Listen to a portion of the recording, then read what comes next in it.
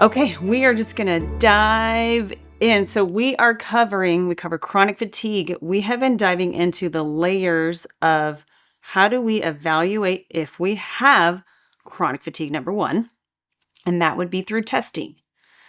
Number two, we've gone in through different methods to solve gut health issues and toxins related to adrenal, thyroid, hormetic issues related to chronic fatigue. So we are going to identify today a little bit of it's called the HPA axis.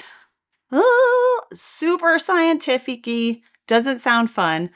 And there's also the thyroid axis. This is the hypothalamus-pituitary-adrenal axis.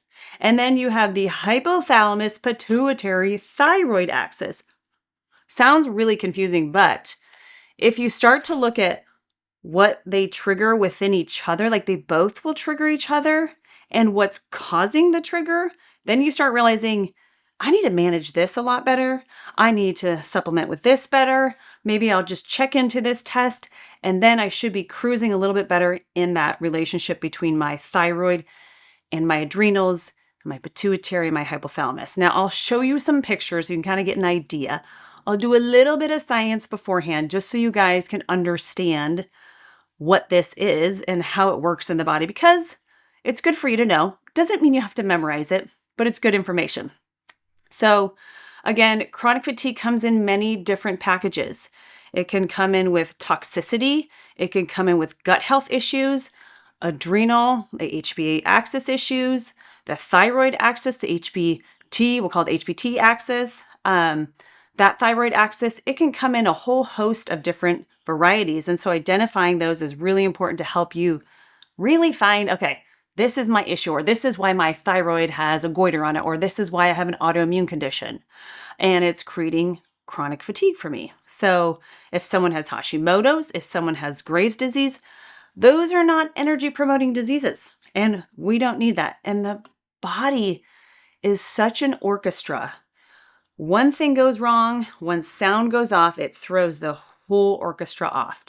And so we want to be in this kind of a moderate tempo pace in our body. We don't want to be excess all the time. It's okay to go in and out. Think of it as like a linear line. We've got motor revving and running really fast. The car is going at full speed. And then we've got the car like idle and still.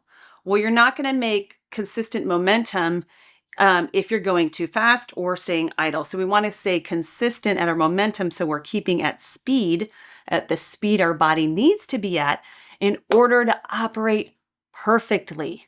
Our body was designed to operate perfectly. There are a number of things that cause it to not run perfectly. And so today we're going to dive into those two methods that the thyroid and the adrenals intertwine, and then what things we can do about it supplementarily, I can't say that right, with supplements, with diet, and testing if need be. So let's dive into, okay, again, this will be a little sciencey, and then we'll dive into some fun stuff.